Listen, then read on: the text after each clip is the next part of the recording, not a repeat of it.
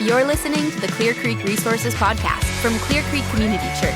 To hear more, check out clearcreekresources.org. All right, well, thank you for joining us on the podcast today. Here in the studio today with me, I have the great Susan and Bruce Wesley. There you go. I did it.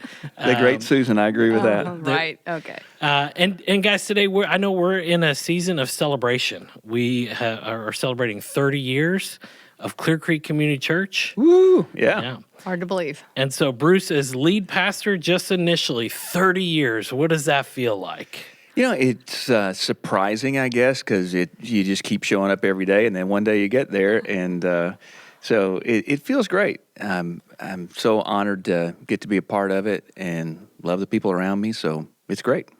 How about for you, Susan, from you, 30 years? Yeah, I know. That makes me just feel a little old, I guess, but mostly just grateful when I think about it. And it's like what he said, you just show up every day, and that's the Lord's faithfulness and grace and mercy to us. Yeah. Has it felt like, I know like raising a child, they always say like, Yes. oh, it's going to fly by, it's going to fly by. Has it seemed or has it felt like it's flown by? Yeah, for me, it does feel like it's flown by. Yes. I mean, it doesn't seem possible that it's been 30 years. I said to you early before we started that I've been looking at pictures from the last 5 years for some stuff that First we're 5 getting ready years. for. The first 5 years of the church. And it was shocking about how young everyone looked, how young I looked, and how long ago that was. It's very surprising, but time flies. Yes. Yeah. So early on, the early days, let's kind of go back to the beginning. What do you remember it being like in League City and that initial call to, hey, we should start something here and what that's going to look like? What do you guys remember about that season? Oh, gosh. Our kids were 3, 5, and 7. Well, youngies. So, yeah, they were young and at Ferguson Elementary, and that's where we met. And so it felt very small and intimate, but I think when I think back on those days, we had such an excitement and a can-do attitude that the whole team of people that made church happen every Sunday were really sold out to being a place for their friends that didn't know Jesus. And so there was just this excitement of, and we were a pretty small group. It was pretty small. How many, when you say small, to help give context? Yeah, we were just talking. The core team with us was 10 couples, so 20 adults. And then when we came, the Cardins and the Penners came, so there were 24 adults and their families. Yeah. And how long was a core team before it was launched? Yeah, funny. It's these days, that's probably a 12 to 18-month season. For us, it was 10 weeks. Oh, wow. I mean, literally, we had 10 weeks. I saw a letter that I wrote today before we ever started, and inviting people to come to get to meet them and to talk about this church, and said we will start our public service in 10 weeks. I just think those days were fun. They were just really fun. And you know me, Ted. I mean, I'm a serious-minded person now. Susan would tell you I was more serious-minded then. I'm kind of mellowed through the years or whatever. But if you think about how fun it was for me, for any normal person, it would have been just an absolute blast. Yeah. Any normal person. Yeah. So how about we talk sometimes about a cultural moment or what was going why start a church? Yeah, I think that's a great question because every church starts for a reason, and it might be someone's ego. That's a reason. But in the day that we were in 1993, League City was 40,000 people. It had a small town feel.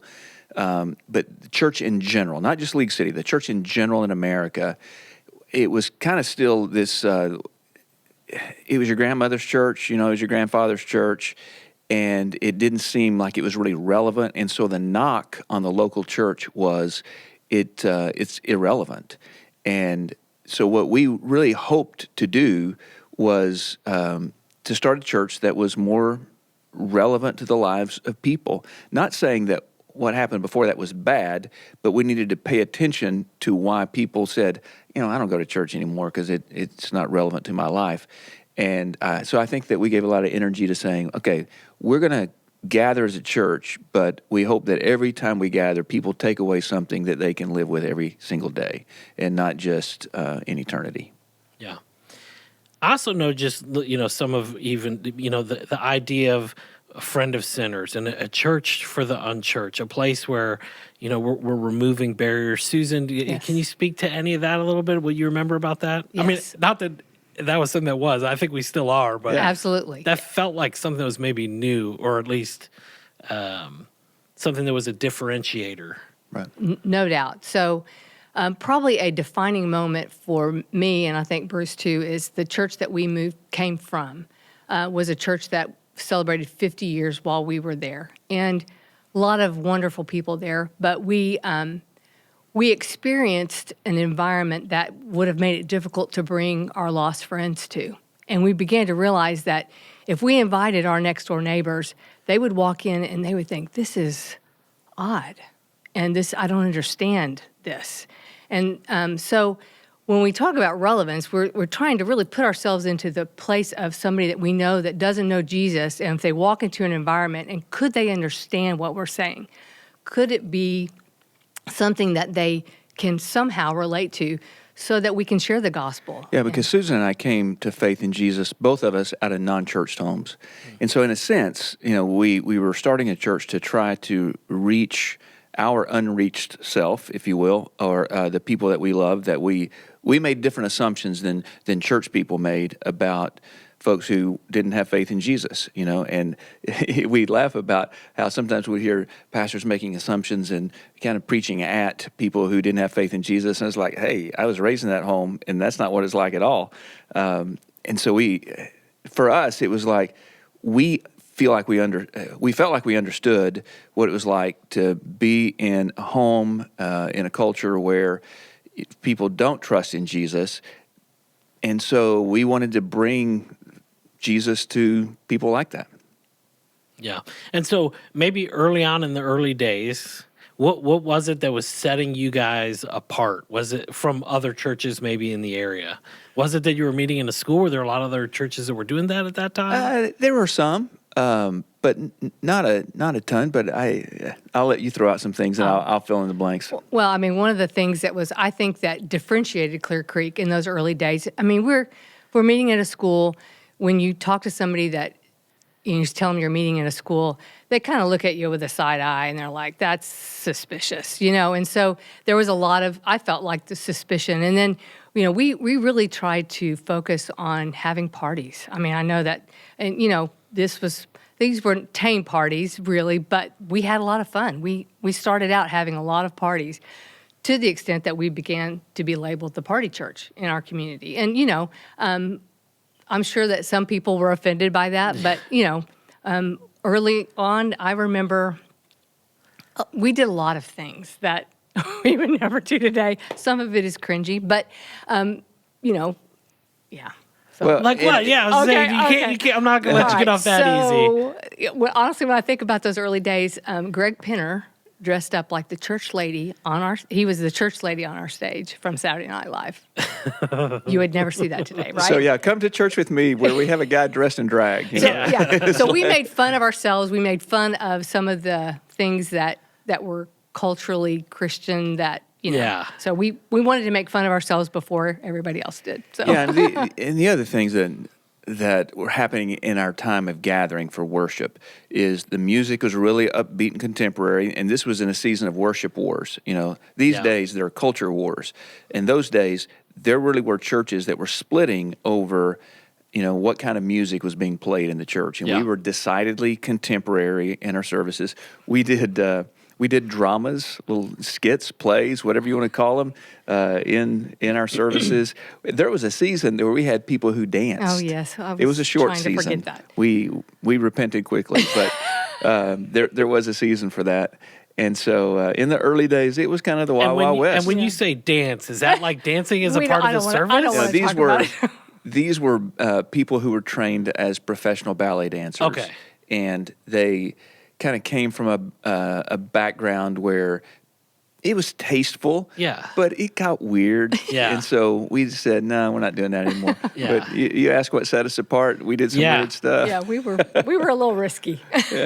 And how about some of the obstacles or things that you maybe faced that you had to overcome, whether that was,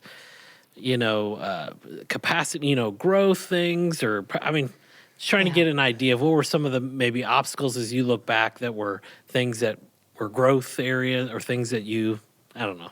Yeah. Yeah, I'll start that. I'll let Susan can talk more about suspicion if she wants, because that's definitely an obstacle we had to overcome. But anytime you start something new, you're going from 0 to 1. Anytime you start something new, no one really knows what to do.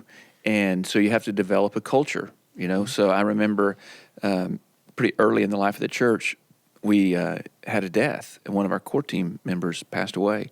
And it was clear that as a church, we did not know how to respond well. I'd pastored another church, and they had all their systems in place where if someone died, there were tons of people who they knew exactly what to do to care for the family and to prepare for the funeral and take care of food and that kind of thing, and we didn't have any of that. And I just use that as an illustration to say, really, everything that we did as a church, we had to do it in a way where we said, now we know what to do. We're developing these systems, and everyone knows their role in the overall systems of the church. And that's really tiring because nothing happens by itself. So it takes a lot of energy. Yeah. And definitely that. And I think for me personally, there's some grief in growth. There's a time when you're all together and everybody knows each other really well, and then you start to grow, and the dynamics of all that changes. So, and that's still true today. Yeah. There's just growth is great. Everybody likes it when it's up and to the right, but there's also some grief associated with that. Yeah, and you talked, Ted, about buildings and things like that. Man, we were so far away from anything that resembled a building that we would own. Yeah. We were just trying to find some space to meet in, and so we were in schools for 8.5 years prior to moving into our very first building. And in that season, though, we knew that we had to start preparing for a day when we would have to buy land and try to build our own space. And it felt like that's never going to happen. It felt like, oh my goodness, how would we ever do that? Because we were just getting by, put it that way. As a church, we were just getting by. And even though the church was growing, but what happens, sometimes is the church grows in people, but it really doesn't grow in people who are giving, because new people don't typically give. And so we didn't have the resources to build, and it took a long time. Well, what changed in that? Like, what was some of the, because I think now we would say, and even hearing some of the later, we have a very generous church, and, so what was there some certain things that happened that were catalytic? Was it a result of just, we're going to pray for God's provision, and he just showed up through faithful givers, or? I think all the above. We did what churches do. We taught what the Bible teaches about generosity and about God's being generous to us, and we asked people to participate in giving in the church, and then we did some giving campaigns as we prepared to buy land for the very first time. And when people are kind of bought in and they want this church to keep going, and we say we need X amount of money in order to put a down payment on some land, and that people responded to that, and we grew into what we needed as a church. But just, I'm saying in the earliest days, it was, I remember we lost 3 of our most generous givers in 1 month. And it was really a kick in the gut, when we started thinking, okay, are we going to have to stop doing some things in the church because of that setback? But the Lord provided. It wasn't long till we just said, God's good, he's going to provide. We'll just, keep doing what we're doing. Yeah. So how about any fun stories as you look back, and maybe some of it's, again, like in the early years or even later on, of whether it's, maybe it's God's provision or just a funny story or just great memories, things you'll always cherish or hold dear. We got a lot of those. Yeah. I remember we were doing a baptism service at Ferguson, and Ronnie Ferguson Elementary School. Ferguson Elementary, and Ronnie Gwynn was leading that baptism team. And we'd get there. It was a cold January, is what I remember, morning, and there was no hot water. And this speaks to this can-do mentality of, well, we're doing baptism. We're not going to not do this. And so he lived close to the school, and he went home and boiled water and brought it in coolers to Ferguson Elementary to warm up that water so people could be baptized. Oh, wow. Yeah, that is not the story I thought you were going to tell. I thought you were going to tell about when Ronnie was backstage, and at Ferguson it was a low stage. If you've ever been in that cafetorium, and the curtain was closed, and the baptistry was behind it. But what happened when he closed the curtain is the lights would go out behind the curtain, and the baptistry overflowed. Well, we had electrical cords running everywhere back there, and water came down the steps in the front. So Oh, my people are goodness. sitting there, and it's like this water cascade coming of out. water coming down. Yeah. People in Scary. churches always have funny baptism stories, Yes, but they do. for us, that was a really scary That story. is, yeah. I remember little running back there terrifying. saying, "There's water running out the front. There's electrical cords everywhere. Someone's going to get hurt." And nothing happened, fortunately. Thank you, Lord. Yeah. Yeah. Well, another one of those. So this is just a funny story. So at Ferguson Elementary School, we on the cafeteria, in the cafeteria, somebody's singing, and they're singing a big song because we did a whole lot of kind of cover songs in early days and stuff. And he's singing, and all the power goes out. And so in the middle of the song, the power goes out. Well, unfortunately, the janitor wasn't anywhere close who had the keys to get us into the closet that could get us into the power box to flip the switch, the breaker. And so a few of us, we start running down the hallways of the school trying to find this custodian. And finally he gets us over there, and I'm not exaggerating. He finally gets he's fumbling with his keys. He finally gets the door open. We finally get to the box. We flip the breaker, and power comes back on right as the song finishes. And so it's like it was almost like it was planned that way. It was just one of those wild moments. I thought, we couldn't have done that had we tried to do that, How about like any ministries? Were there things that we started that we did that we don't do now that were kind of like, maybe they ran its course, it was good. I'm just trying to think nostalgic. Oh man, we used to do this, we used to do that, or... Yeah, we used to do small groups that were around anything and everything you can imagine. So a fishing small group, a gardening small group. I mean, Dinner clubs. yeah. It was just really all about getting people together around, we call them affinity small groups. They're always, affinity driven. That was one of the things. Mm-hmm. But, we've always tried to keep it really simple. Let's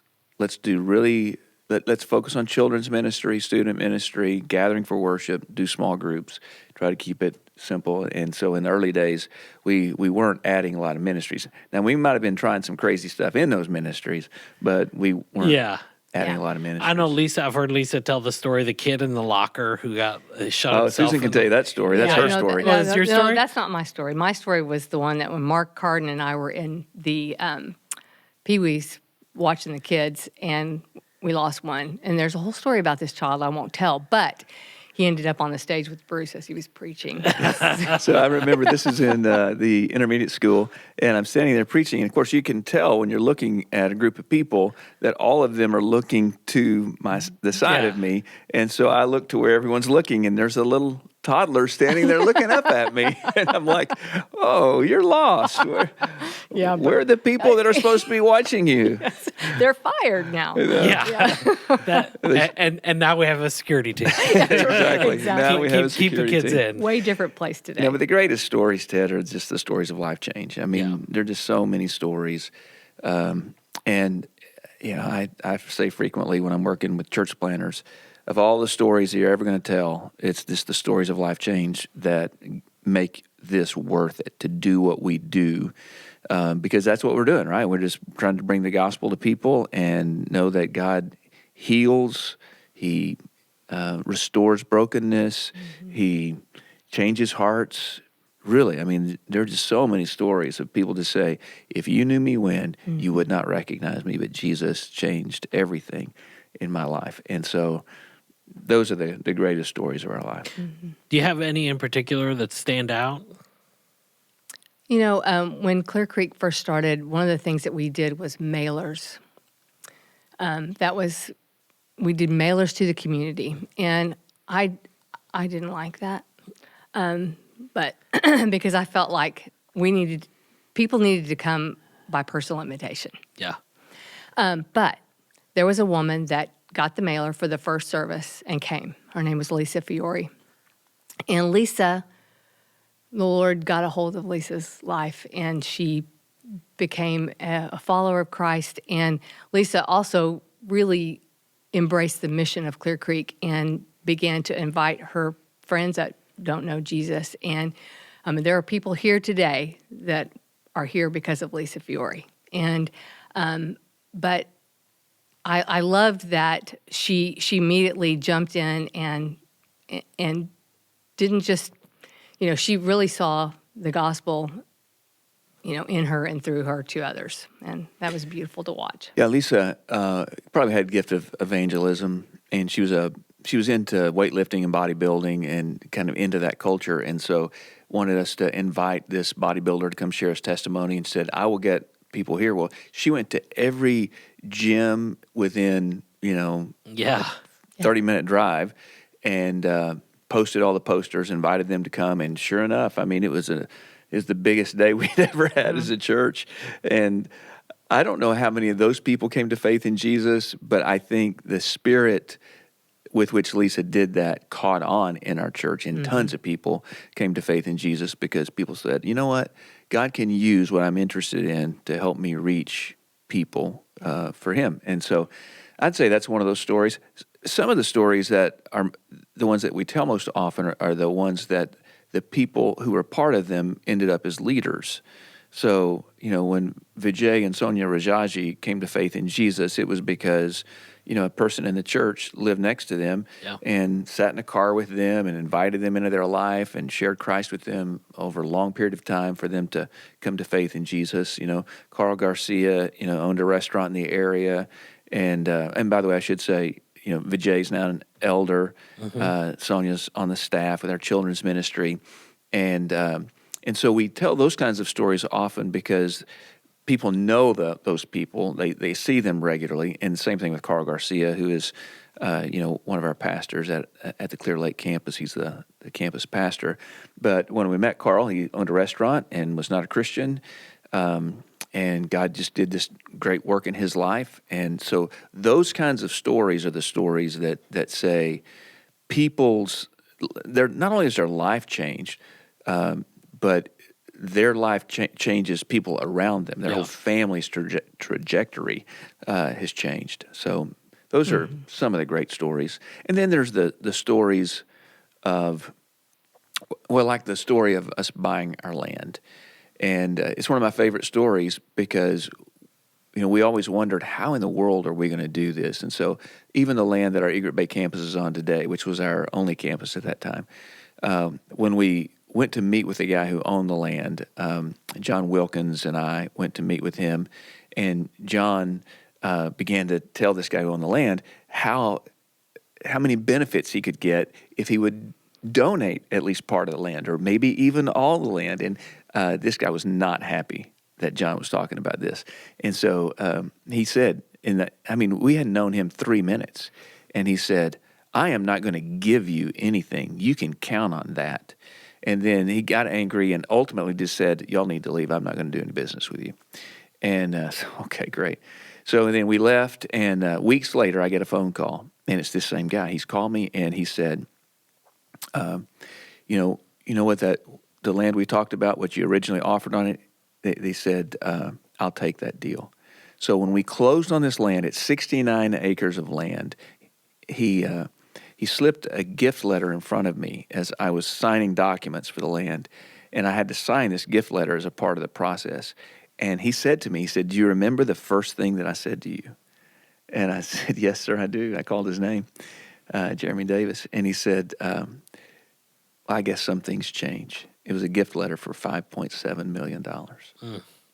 So I look back at that and I just think, wow, just the faithfulness of God. And you people see Clear Creek today, and it's really a number of those unexplainable gifts from God that have allowed us to become the church we are. Yeah. I don't want to regress a little bit because that's pretty inspiring. I've heard that a few times. Each time I'm like, oh, dude, that's awesome. That's so awesome. But I know, there were seasons where it wasn't always up and to the right, where I'm sure even as you guys, as a couple, like young family, I don't know how the staff necessarily grew over time. I'm assuming, Bruce, you were carrying a lot of the weight in the early days, but what was that like, raising a young family, being on mission, feeling like, this, you feel like, man, this is what God's called us to do. This is what we're giving our life for, but it can still be hard. And so I'm just curious, in that season, what was that like? What maybe words of encouragement do you have from that season for people that maybe either entering that now or maybe one day might find themselves in that place? We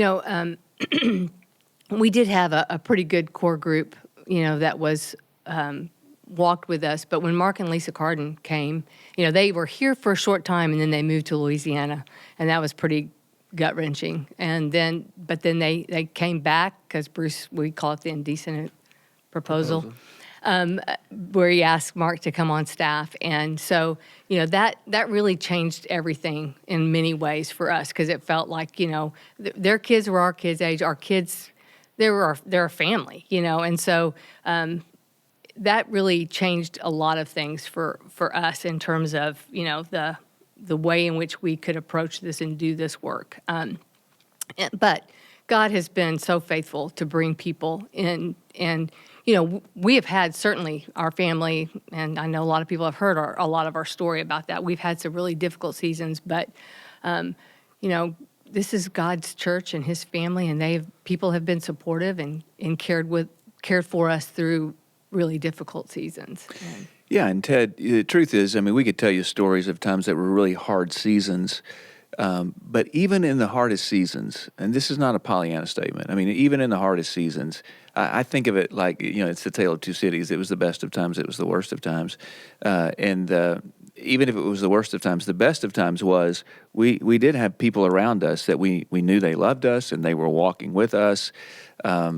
We had, this is part of the beauty of church. We had a real community around us. And so, in the early days, finances were really hard. Raising our kids was challenging because we were the new people and we're starting a church, which is weird. These kids that our kids know, their parents are like, they don't know what to do with us, because how many people do you know moved into a town and they're going to start a church? Mm-hmm. And so people would ask us really odd questions, or they would make, based on their religious background, they would make assumptions about us. I just think that's part of the package. It is. You just learn to deal with that and try to get to know people, let them know you, and overcome some of that. The busyness is probably the greatest challenge. So just like when, people who are listening, they started businesses and they remember those unbelievably intense seasons of starting businesses. So when we started Clear Creek, by itself, it was extremely busy, but I was also doing my doctorate at that time. We had children, 7, 5, and 3, and so it was super, super busy. And so, we set aside tea nights, Tuesdays and Thursdays, and they said, we're going to be home on tea nights. Most every other night of the week, I would probably be out at least part of that time in the earliest days of our church. But our kids, I think, look back at that and they seem to have fond memories of that season. Yeah.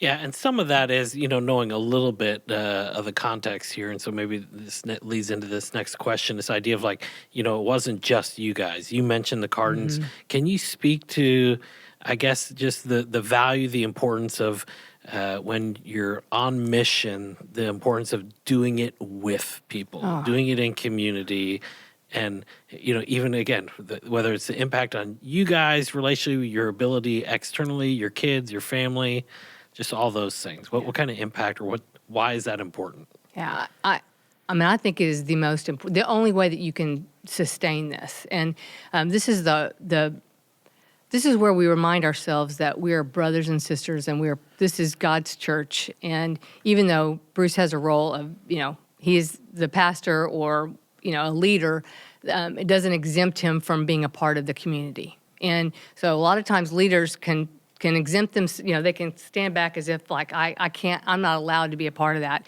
And you can't do that, because you're not going to sustain the journey if you do that. Yeah, leadership is isolating enough without doing that. I mean, even if you're in community, and man, if you withdraw or think you're different, you're special, you're somehow to be treated with a different set of responsibilities, there's just no way that you can be healthy. So, no kidding. I don't think that can be overstated, that having people in your life who love you and you love them and you know each other.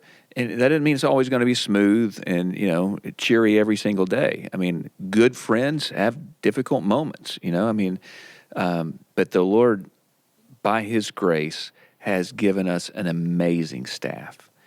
And it not just in the early days, but To today.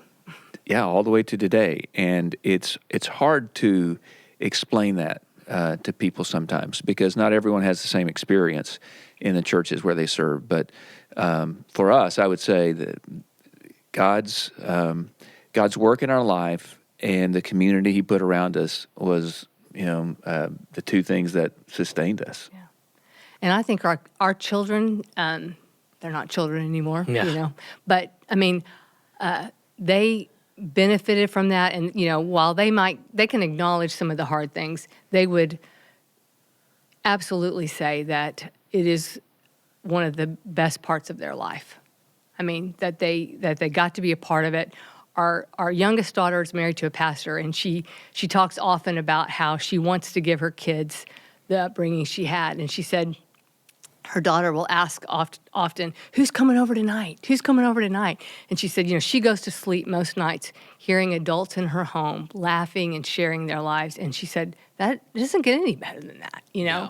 And so, I see that happening with your generation and some of the younger people that are at Clear Creek. At different camp, really every campus. And it makes me so happy to see these young adults that are raising their children together on mission for Jesus here. So when we moved here, I was 32, and I guess you were 30. And so there were a lot of adults that were friends of ours that were, 8 years older than us, whatever. And when I look back, they took such good care of us. And I don't even know that I recognized it at that time. But, we were not as mature. We needed some coaching every now and then. They were so generous to us. They would allow us to go places with them, or if they had a vacation home, let us use it or something like that. And, when I look back at that, I thought, oh, wow, this was incredible provision for us, because things were really, really tight in the first years of the church. And so, to the point that we didn't know how we were going to sustain living in the community. And yet the Lord provided in every way, both emotionally, relationally, financially, all those ways. So I think God obviously has some big plans ahead of us as we celebrate 30, look back, but as we look forward. And so I'm curious, do you have any final thoughts as you kind of look ahead, what you're most hopeful for, or what you're most encouraged by? Or Well, we're talking about being that we're a people of hope. And so I've often, because of our backgrounds, not being raised in church and not being raised to know Jesus, I know that God gave me hope, when I was 16 years old. And that compelling invitation still is being extended today in a community that feels like it doesn't have a lot of hope. And so the message isn't different, and people need hope. And so I'm excited to think about us being a people of hope in this community, because I know there's a lot of people that need it. So. yeah. And for me, it's very similar. I think today, now 30 years later, the real vision for the kind of community we are is not different. It's not different than it was before we started Clear Creek. I mean, literally, all of our guys would tell you, I mean, what I want to see is a church that really loves the people in a community, and not because they think the way we do or have had the same religious perspective that we have. We love people and we bring the gospel of Jesus to people. That's part of it. That the church sees itself as a community, and it's not like this, top-down kind of tiered thing. It's more this family of brothers and sisters who all have gifts, all have unique callings from God, who are a part of His mission in the world. Those are passion points for me that when we started Clear Creek, that's what I would talk about, and that we would be people who live surrendered lives and make sacrifices, because that's the only way that we really do bring the gospel, to people over time. And so all of that kind of plays into this vision of being a people of hope, so that we are, casting 1,000,000 times this hope of Jesus, that we get to see people on foreign soil in the name of Jesus, 1,000 people on foreign soil, 100% engagement in the mission of the church. And so, when I talk about people's gifts being used and we're in community together, all that's part of that engagement picture. And then seeing churches multiplied, from the very beginning, we said we want to be a multiplying church. And so to have this vision of doing 10 churches or campuses over the next 5 years is part of the vision that is more than 30 years old. And we know that the last point, if you will, of the vision is that we are surrendered people, that we trust the Lord, we surrender to Him, and it's in that surrender that the degree of surrender really determines the measure of hope in a person's life. And that's the hope that we can bring to other people. So I don't just take that as an opportunity to cast vision, although it is. That genuinely is the motivating factor in my life. And I think I want to give the next 5 years of my life to that. I want to see us as a congregation do that. So I wake up in the morning excited about what we're doing. Yeah. Well, I'm just curious on that, because when I hear that said, and we've done some things recently as we prepare for this, where that's not the first time I've heard you talk about 1,000,000, 1,000, 100, 10, and 1. For the people that might be listening, the people that maybe heard this on Sunday, their heart starts to beat a little faster. Their hair starts to stick up. What would you say to those people? I would say you ought to just say, thank you, God, that you put something in my heart to care deeply about this, because it's that sense of conviction that keeps us in, what I would say is keeps us in the game of the things that matter most in life.